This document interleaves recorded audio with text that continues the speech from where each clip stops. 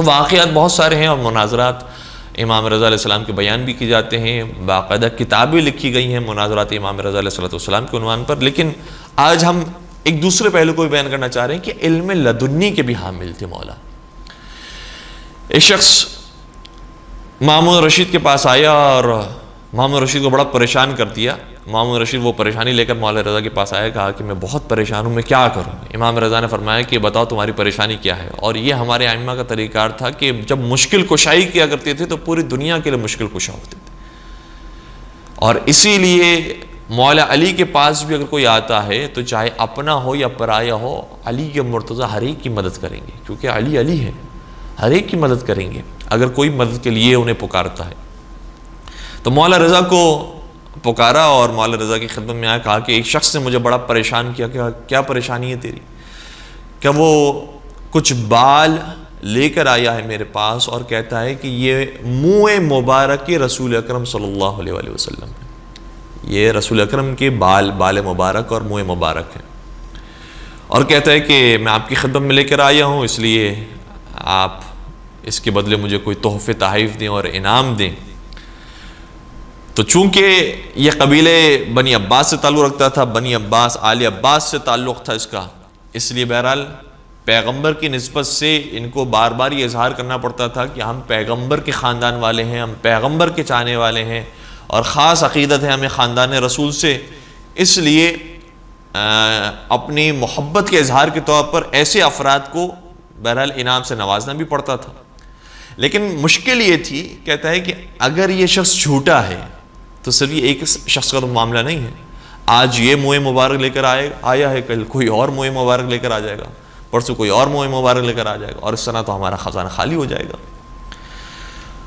تو اگر یہ سچا ہے تو اس کو نوازنا چاہیے اور میرا دل ہے کہ اس کو دیا جائے، اور اگر یہ جھوٹا ہے تو کہیں یہ میری شان و شوکت کے خلاف نہ ہو جائے کہ میں اس کو عطا نہ کروں. اور اگر یہ سچا ہے اور اگر میں نے عطا نہیں کیا تو میری شان و شوکت کے خلاف ہو جائے گا، اور اگر یہ جھوٹا ہے اور میں نے عطا کر دیا تو لوگ میرا مذاق اڑائیں گے اور یہ جا کر لوگوں کو بتائے گا کہ میں نے اس طرح سے بیوقوف بنایا، اور پھر لوگوں کے درمیان یہ بازار گرم ہو جائے گا. کیا کروں میں، اس کو اب انعام دوں یا نہ دوں؟ امام رضا علیہ السلام نے کہا کہ وہ منہ مبارک میرے سامنے لے کر آؤ. منہ مبارک کو لے کر آئے، 7 بال تھے اس میں، 7 منہ مبارک تھے. امام نے 3 کو الگ کیا، 4 کو الگ کیا.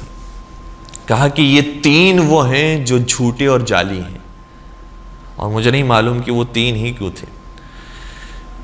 کہا کہ یہ 3 وہ ہیں کہ جو منہ مبارک رسول اکرم نہیں ہیں، اور یہ 4 وہ ہیں جو منہ مبارک رسول اکرم ہیں.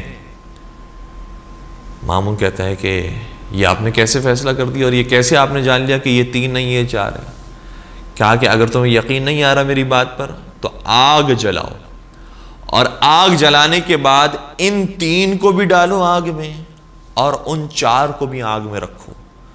جب ان 3 کو ڈالا گیا تو وہ آگ میں جالتے ہی بھسم ہو گئے اور جل گئے اور راکھ ہو گئے.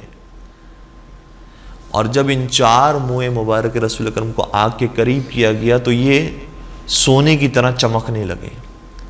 کہا دیکھو یہ ہے پہچان کہ نبی اکرم کے منہ مبارک ہوں گے تو اس طریقے سے وہ چمکیں گے. اور اس طرح سے مولا رضا علیہ السلام نے فیصلہ فرمایا کہ یہ 4 وہ ہیں کہ جو منہ مبارک رسول اکرم ہیں، لیکن وہ 3 منہ مبارک کے رسول اکرم نہیں ہیں.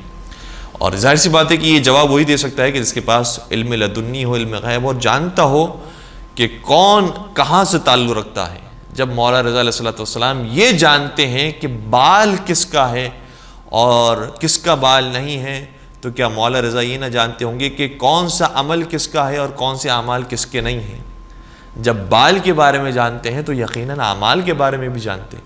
اور اس حوالے سے بھی روایات بہت ہیں، لیکن بس کہنے کا مطلب یہ ہے کہ مولا رضا علیہ السلام سے انسان جتنی عقیدت رکھتا ہے، محبت رکھتا ہے، اعمال کو بھی انسان اتنا ہی خوبصورت کر لے کہ مولا رضا علیہ السلام خود یہ فرمائے کہ یہ ہمارا چاہنے والا ہے، یہ ہمارا ماننے والا ہے، یہ ہمارا عاشق ہے، یہ ہمارا محب ہے. اور اس طرح سے فیصلہ ہوا. البتہ روایت کا جملہ پھر یہ بھی ہے کہ مامون رشید کے حسد کے اندر مزید اضافہ ہو گیا. وہ آگ جو بظاہر سامنے لگائی گئی تھی وہ حقیقت میں مامون رشید کے دل میں لگ گئی کہ یہ شخص ہر سوال کا جواب جانتا ہے. اس کے سامنے جو پریشانی لے کر آؤ، جو مشکل لے کر آؤ، جو مسئلہ لے کر آؤ، یہ آسانی سے اس کا جواب دے دیتا ہے. تو ان کی شان و شوکت میں اضافہ ہوتا جا رہا ہے، ان کی شہرت میں اضافہ ہوتا جا رہا ہے. یہ ویسے ہی با کردار ہیں، یہ ویسے ہی با علم ہیں، یہ ویسے ہی با فضیلت ہیں، اور پھر ان کی شہرت میں اگر اضافہ ہو گیا تو پھر میرے تخت و تاج کا کیا ہوگا. اس لیے بالآخر مامون رشید نے امام رضا علیہ السلام کو شہید کروایا. اور پھر ہم دیکھتے ہیں کہ مولا رضا علیہ السلام کے اور بھی معجزات ہیں، اور بھی واقعات ہیں، اور کچھ واقعات واقعاً بڑے عجیب ہیں. ایک شخص نے خواب میں مولا رضا علیہ نبی اکرم صلی اللہ علیہ وآلہ وسلم کو دیکھا. اللہم صلی علی محمد وعلی محمد وعجل فرجہ. اور دیکھا کہ نبی اکرم مسجد میں تشریف لائے ہیں، اور جتنے حاجی ہیں وہ ان کے سامنے بیٹھے ہوئے ہیں، اور نبی اکرم کے سامنے ایک ٹوکری ہے، اور اس ٹوکری کے اندر کھجوریں ہیں. جو باسکٹ ہے اور ٹوکری ہے وہ مدینہ کے کھجور کے پتوں سے بنی ہوئی ہے. توجہ فرمائیے گا، مدینہ کے کھجوروں کی درخت کے پتوں سے بنی ہوئی ہے. اور جو کھجوریں موجود ہیں وہ بھی مدینہ کی کھجوریں ہیں، جس کا نام سیحانی کھجوریں ہوتی ہیں. خاص کھجور ہیں سیحانی، مدینہ کی کھجوریں موجود ہیں. خواب دیکھتا ہے اور وہ بھی اس محفل کے اندر شریک ہوتا ہے. پیغمبر کی خدمت میں آتا ہے کہ یا رسول اللہ مجھے کچھ عطا فرمائیے. پیغمبر اکرم ایک مٹھی بھر کے اس کے حوالے کھجوریں کرتے ہیں. وہ کھجوریں اپنے دامن میں سمیٹتا ہے، اپنے ہاتھوں میں لے کر جب آگے بڑھتا ہے تو اس کو گنتا ہے کہ کتنی کھجوریں ہیں کہ جو پیغمبر اکرم نے مجھے دی ہیں. تو گنتا ہے اور خواب میں دیکھ رہا ہوتا ہے کہ 18 کھجور کے دانے اس کے پاس موجود ہیں. بڑا خوش ہوتا ہے. صبح کے وقت جب بیدار ہوتا ہے اور خواب اس کے ذہن میں ہوتا ہے تو سمجھ نہیں آتا کہ اس کی تعبیر کیا ہے، اس کا مطلب کیا ہے. اور واقعی یہ بڑا علم ہے کہ انسان کو پتہ ہو کہ خواب کی تعبیر کیا ہوتی ہے. ہم سے بہت سارے لوگ رابطہ کرتے ہیں کہ ہم نے فلاں خواب دیکھا ہے، اس کی آپ تعبیر بتا دیں، فلاں خواب دیکھا ہے، اس کی تعبیر بتا دیں. تو ایک جواب ہم جو دیتے رہتے ہیں وہ اب ہم آن ایئر بھی آپ کے خدمت بیان کر رہے ہیں تاکہ یہ جواب سبھی تک پہنچ جائے کہ دیکھیں خواب کی تعبیر بیان کرنے کا علم بہت بڑا علم، بہت سنگین علم، اور بہت زیادہ ریاضتوں کے بعد حاصل ہوتا ہے. اور یہ کہنا زیادہ مناسب ہے کہ اس ریاضت کے بعد کہ جو حضرت یوسف علیہ السلام نے اٹھائی ہے، اور اس نیک عمل کے بعد کہ جو زلیخا کے واقعے کے اندر حضرت یوسف علیہ السلام نے انجام دیا ہے، اگر وہ کوئی نیک عمل انجام دے کہ جس کا علم صرف پروردگار عالم کو ہو، اور خلوت کے اندر بھی انسان کی تنہائیاں بھی اتنی پاک و پاکیزہ ہوں، تو پھر پروردگار وہ علم تعبیر خواب عطا فرماتا ہے. تو یہ علم کسبی علم نہیں ہے. البتہ کسبی علم لوگوں نے کسب کرنے کی کوشش کی ہے، جاننے کی کوشش کی ہے. کتابوں کو لوگ پڑھتے ہیں کہ کتاب میں فلاں خواب کی کیا تعبیر لکھی ہے، فلاں خواب کی کیا تعبیر لکھی ہے، اور بہت ساری کتابیں بھی تعبیر خواب کے علم کے بارے میں موجود ہے. لیکن ہم اس کے اندر بھی گزارش کریں گے کہ کبھی کبھار ایک ہی خواب ہم نے بھی دیکھا ہے، آپ نے بھی دیکھا ہے، لیکن جب ہم معبر کے پاس گئے اور جو عالم دین ہے اور جو خواب کی تعبیر بیان کرتے ہیں ان کے پاس گئے تو انہوں نے آپ کے خواب کی الگ تعبیر بیان کی اور ہمارے خواب کی الگ تعبیر بیان کی، جبکہ خواب ہم نے ایک جیسا دیکھا تھا. تو خواب کی تعبیر بیان کرنا اتنا آسان نہیں ہوتا. کیونکہ بہت سے واقعات اور حالات ایسے ہوتے ہیں کہ جو آپ کے الگ ہوں گے، ہمارے الگ ہوں گے. ہم نے اگر اپنی زندگی کے اعتبار سے وہ خواب دیکھا ہے تو اس کا الگ مفہوم نکلتا ہے، اور آپ نے وہی خواب دیکھا ہے تو اس کا الگ مفہوم نکلتا ہے. اس لیے خواب کی جب تعبیر کتاب کے اندر دیکھی جائے گی تو کتاب کے اندر تو ایک ہی جواب موجود ہے، وہ آپ کے لیے بھی وہی جواب ہوگا اور ہمارے لیے بھی وہی جواب ہوگا. جبکہ حقیقت یہ ہے کہ انسان کے حالات اور واقعہ دیکھنے کے بعد اس کا مفہوم اور اس کی تعبیر آپ کے لیے الگ ہوتی ہے اور ہمارے لیے الگ ہوتی ہے. اس لیے تعبیر خواب بیان کرنا اتنا آسان نہیں ہوتا. وہ شخص کہ جس نے خواب دیکھا تھا نبی اکرم کو اور دیکھا تھا کہ اس کی جھولی نبی اکرم نے بھر دی اور 18 کھجور اس کے پاس موجود ہے، تو اب سوچ میں پڑ گیا کہ اس خواب کی تعبیر کیا ہوگی. تو اس نے سوچا کہ شاید اس کی تعبیر یہ ہے کہ اس کا مطلب نبی اکرم نے گویا مجھے یہ بتایا ہے کہ تمہارے پاس اب 18 سال موجود ہیں زندگی کے. ایک کھجور 1 سال پر دلالت کرتے ہیں. جیسے جیسے تمہارا وقت گزرتا جائے گا 18 سال مکمل ہوتے ہی تمہاری زندگی ختم ہو جائے گی. اس نے یہ تعبیر اپنے ذہن میں سوچی، اور ابھی یہ تعبیر سوچی تھی کہ کچھ ہی عرصے کے بعد، اور روایت کے اندر جملہ موجود ہے کہ تقریباً 20 دن کے بعد مولا رضا علیہ السلام کی زیارت نصیب ہوئی، اور مولا رضا علیہ السلام مدینے کے اندر موجود تھے.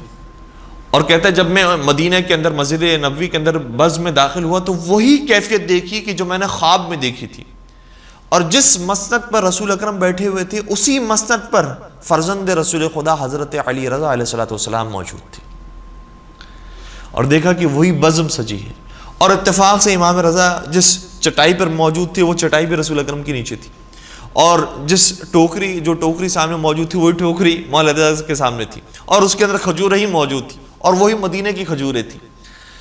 تو میں نے سوچا کہ مولا رضا سے بھی کچھ میں کھجوریں حاصل کروں، تو مولا رضا کی خدمت میں حاضر ہوا اور میں نے کہا کہ اے فرزند رسول مجھے کچھ کھجوریں عطا فرمائیے اور کچھ مجھے انعام دیجیے۔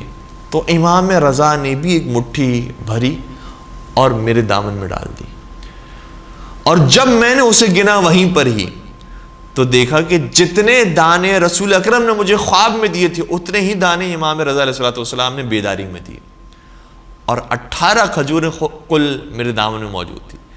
تو میں نے امام رضا سے عرض کیا کہ مولا کچھ اور بھی عطا فرمائیے، کچھ اور دانے دے دیجئے۔ تو امام رضا نے مسکرا کر کے خوبصورت جواب دیا ہے، اور یہ حاصل کیا ہے۔